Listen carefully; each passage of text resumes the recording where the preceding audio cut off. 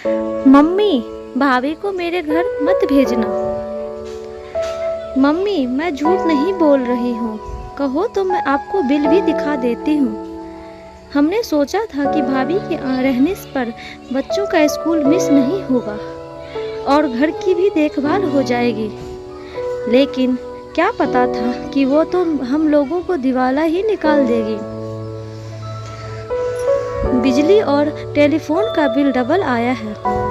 उन दिनों की बात है जब सबके घर में लैंडलाइन टेलीफोन हुआ करता था और एसी पैसे वालों के घर में ही हुआ था करते थे।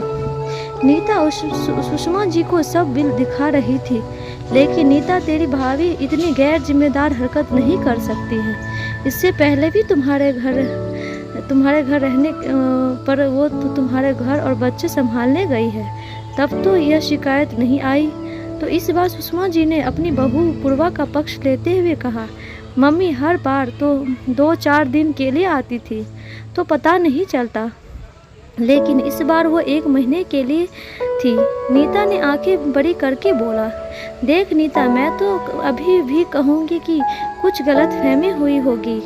पूर्वा बहू बहुत ही समझदार है। सुषमा जी का दिल मानने को तैयार नहीं था। सुषमा जी समझदार नहीं, मम्मी बहुत होशियार है। भाभी जरूर अपने मायके वालों से बात करती होगी, तभी तो कई बार मैं या आपके दामाद जी घर फोन करते थे तो फ़ोन इंगेज आता था। नीता अभी भी अपनी बात को सिद्ध करने के लिए तर्क दे रही थी। नीता रिश्तों के बीच कई बार छोटी छोटी बातें बड़ा रूप ले लेती है और मैं नहीं चाहती कि मेरी बेटी और बहू के रिश्ते के बीच दूरी आए।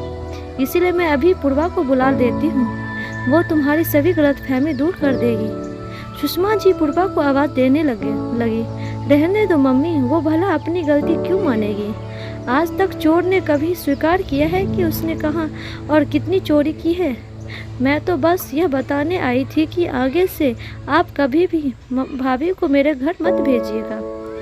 मैं किसी और को बुला लूँगी, लेकिन भाभी को नहीं।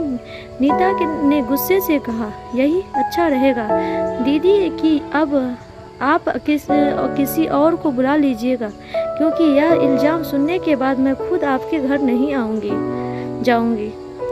मैं यहाँ अपने घर का काम और मम्मी जी को अकेला छोड़कर आपका घर और काम बच्चे संभालने जाती हूँ और आप मेरे ऊपर गलत तोहमत लगा रही हैं। माना मेरे ससुराल में टेलीफोन और एसी नहीं है, लेकिन आप भूल रही हो कि मेरे मायके में यह सब सुविधा थी और शायद आपके यहाँ से भाप हले तो मुझे अच्छे से पता है कि टेलीफोन और एसी कैसे और कितना इस्तेमाल करना चाहिए। आपने मेरे ऊपर इल्ज़ाम बहुत ही आसानी से लगा दिया, लेकिन आपने क्या अपनी ननद से पूछा? पूर्वा चाय की ट्रे के साथ अंदर आई। उसने नीता और सुषमा की सारी बातें सुन ली थी। वो क्यों ऐसा करेगी, वो तो उस घर की सदस्य है और वही रहती है। नीता ने आईब्रो चढ़ाते हुए कहा, वो मुझसे नहीं पता, लेकिन आपका एसी मैंने एक दिन भी इस्तेमाल नहीं किया और फ़ोन मेरे मायके से फ़ोन आते थे तो उसका बिल नहीं आता है। और मम्मी जी के पास मैं 2 बार फ़ोन करती थी, एक बार सुबह और फिर दोपहर में, शाम को या फिर रात में आपके भैया ही फ़ोन करके मेरा हाल और बिम्मी बेटी का हालचाल लेते थे। पूर्वा ने सारी बात बताई। भाभी कितना झूठ बोलोगी, आप मेरी ननद ने खुद मुझे बताया कि बच्चों के स्कूल जाने के बाद आप मेरे कमरे में एसी चलाकर सोती थी और फिर लैंडलाइन फ़ोन भी मेरे कमरे में ही था। थोड़ी गुस्से में आ गई, कितनी अजीब बात है नीता, तुझे आज अपनी उस ननद की बात पर भरोसा है जिसके भरोसे तू अपने बच्चे और घर की जिम्मेदारी एक दिन के लिए भी नहीं छोड़ सकती। पूर्वा के वहाँ जाने से मुझे और राजीव को कितनी ज़्यादा परेशानी होती है, यह तुझे भी पता है। फिर भी वो जाती थी और आज तू उस पर कितना गंदा इल्ज़ाम लगा रही है। सुषमा जी गुस्से में नीता को घूरते हुए बोली।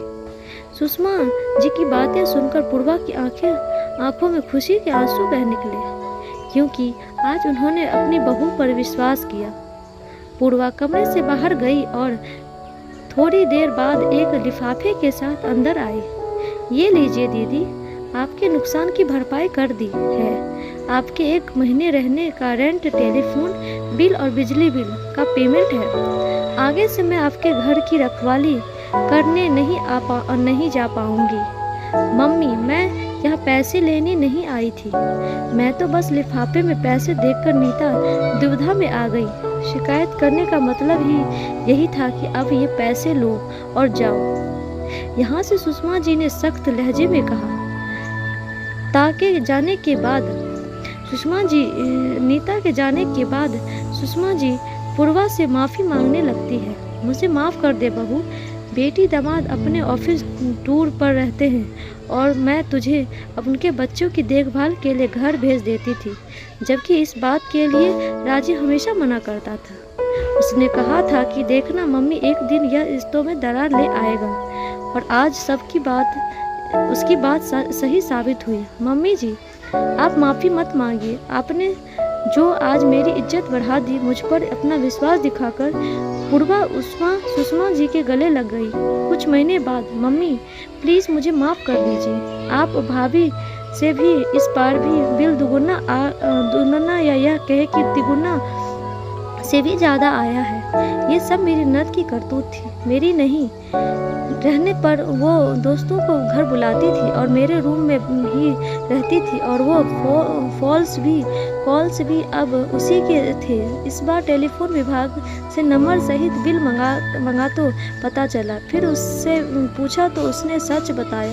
नीता सुषमा जी के सामने सिर झुकाकर बैठी थी। मैंने तो पहले ही कहा था कि पूर्वा ने एसी नहीं इस्तेमाल किया होगा। उसे साइंस की समस्या है, बहुत ठंड में उसे परेशानी होती है, लेकिन तू उस पर सीधे इल्ज़ाम लगा दिया। माफ़ी मुझसे नहीं, मेरी बहू पूर्वा से मांगो, जिस पर तूने विश्वास के कोड़े बरसाए। सुषमा की गुस्से से बोली, सॉरी मम्मी जी, आप कहेंगी तो दीदी को माफ़ कर दूंगी, लेकिन दिल से कभी नहीं, रिश्ते कांच की तरह होते हैं। एक बार टूट जाए तो उसे मोड़ कर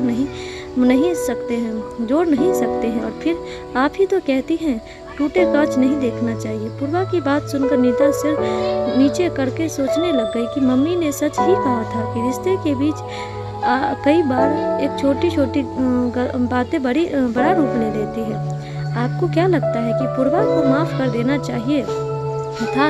फिर पूर्वा का फैसला सही था। आप अपने विचार जरूर साझा करें, तभी आपको अच्छी कहानी लगे तो लाइक और कमेंट के साथ प्लीज़ फॉलो करें। Thank you.